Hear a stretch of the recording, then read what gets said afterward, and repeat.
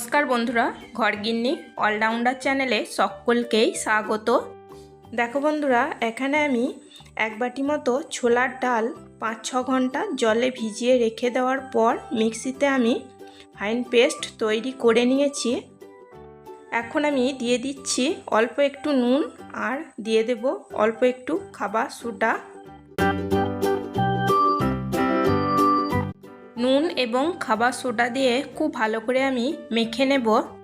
হ্যাঁ বন্ধুরা, আজ বানাচ্ছি ছোলার ডালের লাড্ডু। আর এই ছোলার ডালের লাড্ডুগুলো খেতে খুবই ভালো হয়েছিল। প্লিজ বন্ধুরা, ভিডিওটিকে স্কিপ না করে শুরু থেকে শেষ পর্যন্ত দেখার জন্য অনুরোধ রইল। নুন এবং খাবার সোডা আমি ছোলার ডালের পেস্টের সাথে খুব ভালো করে মিশিয়ে নিয়েছি। ওভেনে আমি কড়াই বসিয়ে দিয়েছি। কড়াইতে দিয়েছি কিছুটা পরিমাণ সাদা তেল। সাদা তেল খুব ভালো করে গরম করে নিয়েছি। এখন আমি ছোলার ডালের বড়া ভেজে নেব। আমি এখানে ছোলার ডালের বড়াগুলো ছোট ছোট করে দিয়ে ভেজে নিচ্ছি, মানে অল্প অল্প করে দিয়ে ভেজে নিচ্ছি। তোমরা চাইলে কিন্তু এর থেকে বড় বড় করে দিয়েও ভেজে নিতে পারো। এই তেলের মধ্যে যতটা পরিমাণ বড়া দেওয়া যাবে আমি ততটা পরিমাণ দিয়েই ভেজে নেব। ছোলার ডালের বড়াগুলো আমরা যেমন কোনো কিছু রান্না করার সময় বড়া ভেজে নিই, ঠিক সেরকমভাবেই আমি বড়াগুলোকে ভেজে নেব। দেখো বন্ধুরা, বড়া নিচের দিকগুলো ভাজা হয়ে গেছে। এখন আমি খুন্তি দিয়ে নাড়াচাড়া করে নিচ্ছি। দেখো বন্ধুরা, বড়াগুলো হালকা ব্রাউন কালার চলে এসেছে। বড়াগুলো ভাজা হয়ে গেছে। এখন আমি নামিয়ে নেব। একটা ছান্তার সাহায্যে আমি খুব ভালো করে তেল ঝরিয়ে বড়াগুলোকে নামিয়ে নিচ্ছি। একইভাবে আমি বাকি বড়াগুলোকেও ভেজে নেব। দেখো, ছোলার ডালের বড়াগুলো সব ভাজা হয়ে গেছে। এখন আমি একটু ঠান্ডা করে নেব। ছোলার ডালের বড়াগুলোকে ঠান্ডা করে নেওয়ার পর দেখো আমি হাতে করে আঙুলের সাহায্যে এরকমভাবে ছোট ছোট করে টুকরো করে নেব। বড়াগুলোকে হাতে করে ছোট ছোট টুকরো করে নিলে মিক্সিতে এটাকে গুঁড়ো করে নিতে সুবিধা হবে। দেখো বন্ধুরা, এরকমভাবে আমি সমস্ত বড়াগুলোকে ভেঙে নেব।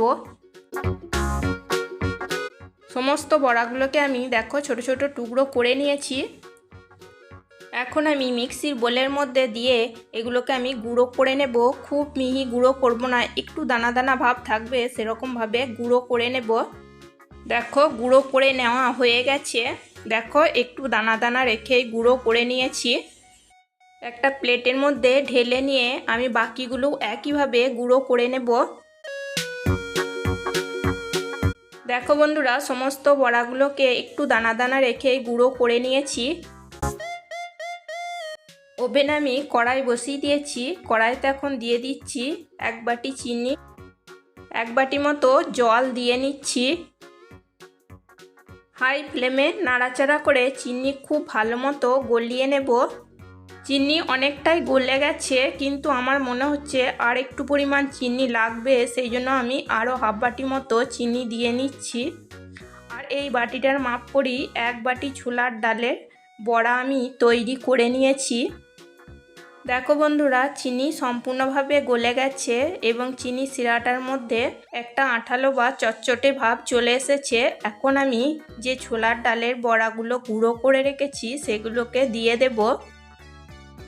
নাড়াচাড়া করে খুব ভালো করে চিনি শিরার সাথে মিশিয়ে নেব।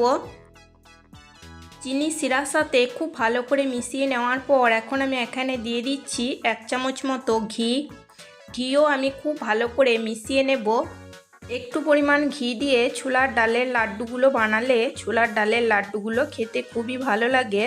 আমি এখানে কোনো রকম ফুড কালারের ব্যবহার করব না। মিডিয়াম ফ্লেমে আমি এখন নাড়াচাড়া করে নিচ্ছি। দেখো, অনেকটাই ঘন হয়ে গেছে আর একটু পরিমাণ ঘন আমি করে নেব। দেখো বন্ধুরা, ছোলার ডালের লাড্ডুগুলো বানাবার মতো একদম কিন্তু এটা রেডি হয়ে গেছে।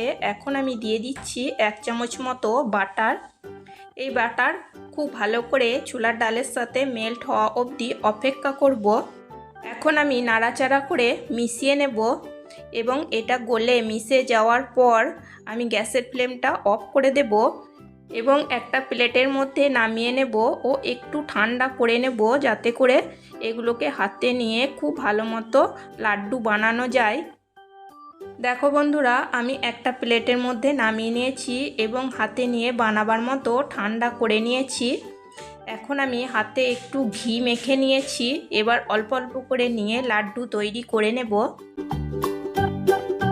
ছোলার ডালের লাড্ডু সাইজগুলো তোমরা ছোট বড় তোমাদের পছন্দ মতো করে নিতে পারো।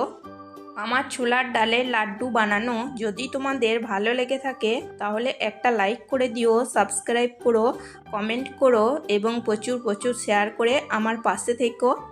দেখো, একটা লাড্ডু বানানো হয়ে গেছে। আবারও আমি একইভাবে বানিয়ে নেব। আমি খুব সহজভাবে ছোলার লাড্ডু বানিয়ে দেখালাম। তোমরা চাইলে কিন্তু এরকমভাবে ছোলার লাড্ডু বানিয়ে নিতে পারো।